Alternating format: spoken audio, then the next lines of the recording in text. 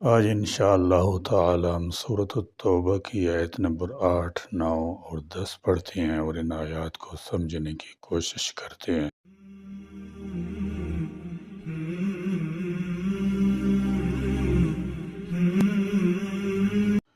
اعوذ باللہ من الشیطان الرجیم، بسم اللہ الرحمن الرحیم۔ کیف وإن يظہروا علیکم لا يرقبوا فیکم الا ولا ذمہ یرضونکم بافواہہم وتأبی قلوبہم واکثرہم فاسقون۔ اشتروا بآیات اللہ ثمنا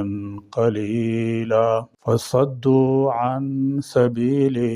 انہم ساء ما كانوا يعملون۔ لا يرقبون في مؤمن الا ولا ذمہ واولئک هم المعتدون۔ کیف کس طرح رہ سکتا ہے عہد، وَإِنْ اور اگر یظہروا وہ غالب آ جائیں، علیکم تم پر، لا یرقبوا تو نہیں وہ خیال کریں گے، فیکم تمہارے معاملے میں، الا رشتہ داری کا، ولا ذمۃً اور نہ کسی عہد کا۔ فرمایا کیف وإن یظہروا علیکم لا یرقبوا فیکم الا ولا ذمہ۔ مشرکین سے برات کی وجہ بیان کرتے ہوئے فرمایا کہ ان کے معاہدے کا کوئی اعتبار نہیں، یہ لوگ زبان سے دوستی اور وفاداری کی میٹھی میٹھی باتیں کرتے ہیں، اور دل میں یہ ہے کہ اور کبھی موقع مل جائے تو معاہدے کو پس پشت ڈال کر ان مسلمانوں کو کچا چبا ڈالیں۔ کیف پھر بطور تاکید نفی کے لیے ہے، بعض مفسرین کے نزدیک پہلا کیف مشرکین کے لیے ہے اور دوسرے کیف سے یہودی مراد ہیں، کیونکہ ان کی صفت بیان کی گئی ہے کہ اللہ تعالیٰ کی آیتوں کو کم قیمت پر بیچ دیتے ہیں، اور یہ وتیرہ یہودیوں کا ہی رہا ہے۔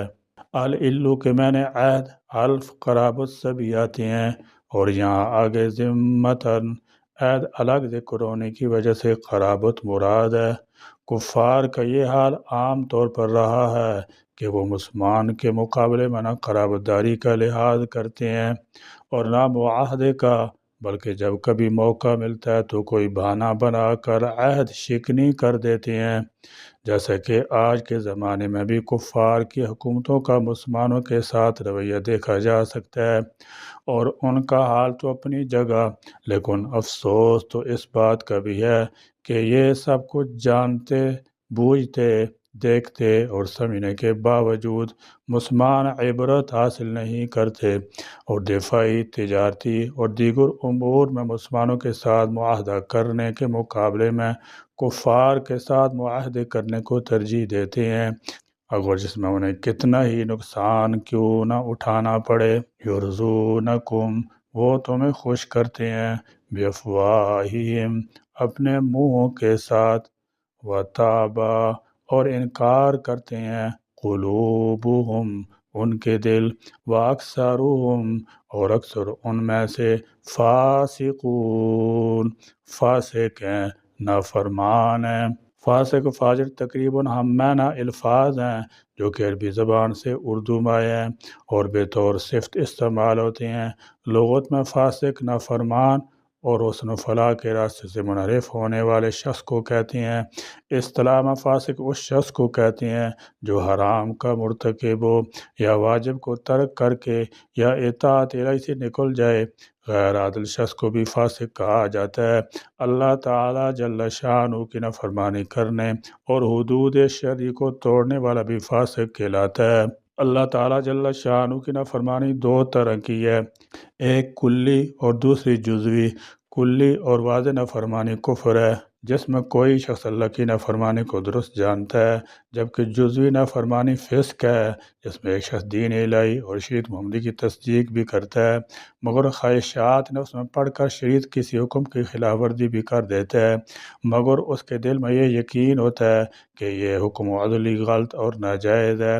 ایسا کرنے والے کو فاسق کہتے ہیں، نافرمان کہتے ہیں۔ فسق لغت میں اللہ تعالیٰ جل شانہ کے حکم کی عدم تعمیل کو کہتے ہیں، اور شرع میں سے مراد کسی مسلم کا بغیر تعویل کے قصداً گناہ کبیرہ کا ارتکاب یا گناہ صغیرہ پر اصرار ہے۔ قرآن مجید نے بعض اوقات کفر کو بھی فسق کہا ہے، اور کئی مقامات پر کفر کو فسق سے الگ نافرمانی کے معنی میں بھی بیان فرمایا ہے، جیسے سورہ حجرات میں ارشاد فرمایا وَلَكِنَّ اللَّهَ حَبَّبَ إِلَيْكُمُ الْإِيمَانَ وَزَيَّنَهُ فِي قُلُوبِكُمْ وَكَرَّهَ إِلَيْكُمُ الْكُفْرَ وَالْفُسُوقَ وَالْعِصْيَانَ، لیکن اللہ تعالیٰ جل شانہ نے تمہیں ایمان کی محبت عطا فرمائی اور اسے تمہارے دلوں میں آراستہ فرما دیا، اور کفر، نافرمانی اور گناہ سے تمہیں متنفر کر دیا۔ کفر پر فسق کا اطلاق کرتے ہوئے اللہ تعالیٰ جل شانہ نے ارشاد فرمایا وَأَمَّا الَّذِينَ فَسَقُوا فَمَأْوَاهُمُ النَّارُ كُلَّمَا أَرَادُوا أَن يَخْرُجُوا مِنْهَا أُعِيدُوا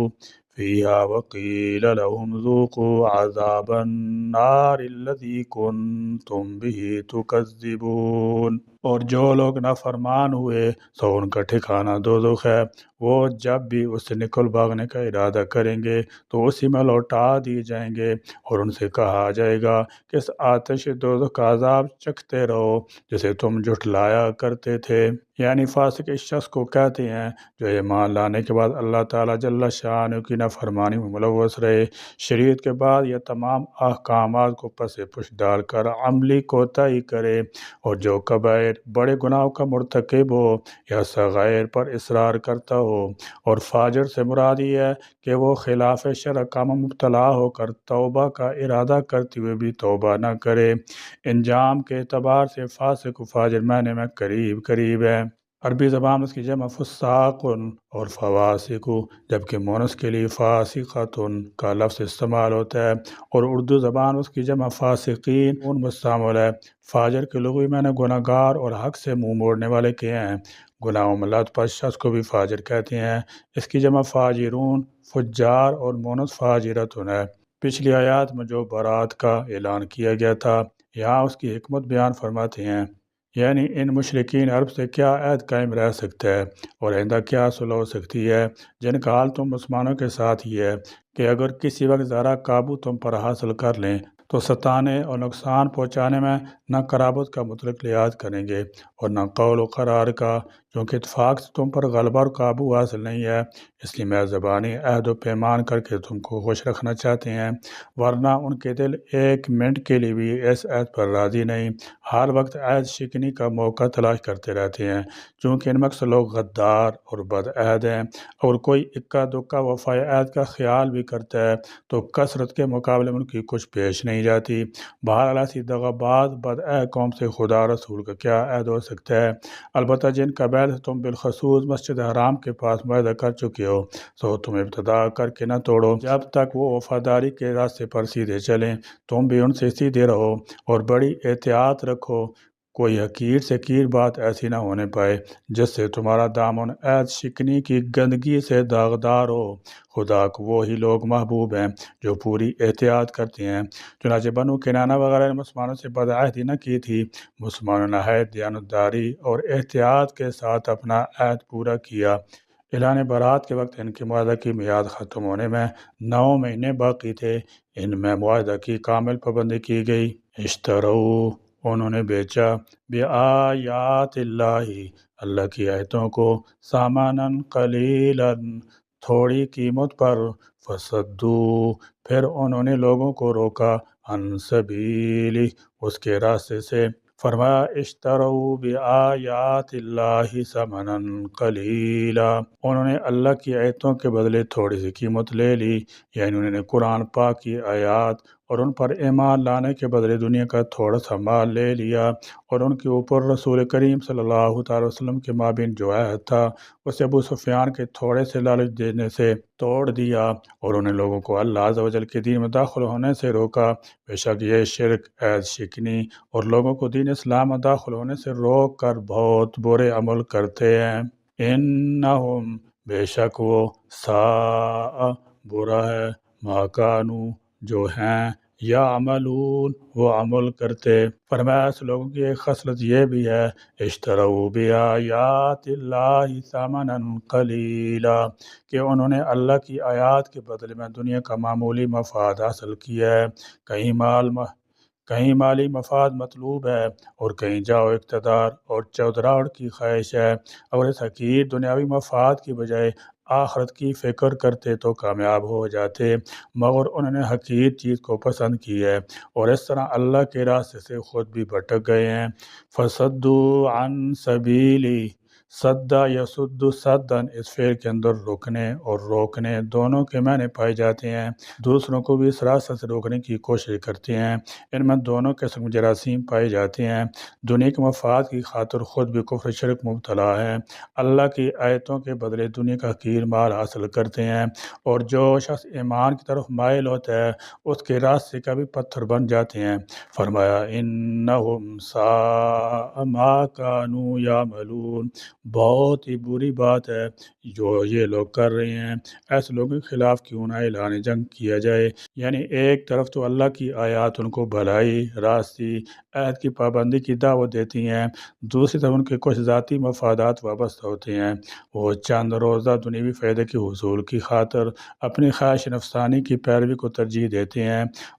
اور سب اخلاقی اقدار اور اللہ کے احکام کو اپنے مفادات کی بھیڑ چڑھا دیتے ہیں۔ پھر وہ اسی پر بس نہیں کرتے بلکہ دوسروں کو بھی مسلمانوں سے بدعہدی پر اکساتے ہیں اور اسی راہ پر چلنے کی دعوت دیتے ہیں جس پر خود چل رہے ہوتے ہیں۔ ربط مضمون کے لحاظ سے تو اس جملہ کا یہی مفہوم ہے، تاہم اس کے الفاظ عام ہیں اور ان الفاظ سے کافروں کی ہر معاندانہ کوشش مراد لی جا سکتی ہے جس کے ذریعے وہ اسلام کے راستے میں روک بن جاتے ہیں، اور ایسی کوششیں کئی قسموں کی ہو سکتی ہیں جن کا قرآن میں جا بجا ذکر موجود ہے۔ لا یرقبون، نہیں وہ لحاظ کرتے، فی مومن، کسی مومن کے بارے میں، الا کسی قرابت کا، کسی رشتہ داری کا، ولا ذمتن، اور نہ معاہدے کا، واولئک، اور یہی لوگ، ہم وہ ہیں، المعتدون، جو حد سے بڑھنے والے ہیں۔ پھر فرمایا ان کی حالت یہ ہے، لا یرقبون فی مومن الا ولا ذمہ، کسی مومن کے معاملے میں ذرا بھی لحاظ نہیں کرتے، نہ قرابت داری کا، نہ رشتہ داری کا، اور نہ عہد کا۔ جب بھی موقع ملتا ہے رشتہ داری کو پس سے پش ڈال دیتے ہیں اور اپنے کیے ہوئے عہد و پیمان کے خلاف کرتے ہیں۔ عربوں میں عزیز و اقارب، خاندان اور قبیلہ کا بڑا لحاظ ہوتا ہے، اور جب ان لوگوں کے پاس اہل ایمان کا معاملہ ہوتا تھا تو پھر ہر قسم کے عہد و پیمان کو بالائے طاق رکھ کر مخالفت پر اتر آتے تھے۔ فرمایا وَأُولَئِكَ هُمُ الْمُعْتَدُونَ، یہی تعدی کرنے والے لوگ ہیں، یہی حد سے بڑھ جانے والے لوگ ہیں۔ پھر ان کے خلاف جنگ کیوں نہ لڑی جائے۔ یا اللہ کفار مشرکین کی شر سے مسلمانوں کو محفوظ و مامون فرما، اور اس وقت جہاں جہاں کفار مشرکین سے مسلمانوں کا مقابلہ و مقاتلہ ہو رہا ہے مسلمانوں کو غالب فرما، کفار مشرکین کو مغلوب رسوا ذلیل فرما۔ یا اللہ کریم، ہمارے گناہوں کو آپ ہم سے زیادہ جاننے والے ہیں، ہم تو گناہ کر کر کے بھول بھی گئے ہیں، مگر آپ کے علم میں ہمارے سب گناہ ہیں۔ کل بروز قیامت آپ جب ہم سے سوال کریں گے سوائے اقرار کرنے کے اور کیا جواب دیں گے؟ اے اللہ ہمارا مواخذہ نہ فرمانا، آج ہی ہمارے سب گناہ معاف فرما دیجئے اور فاسقوں نافرمانوں کے گروہ سے ہمیں نکال دیجئے، آمین۔ وآخر دعوانا الحمدللہ رب العالمین۔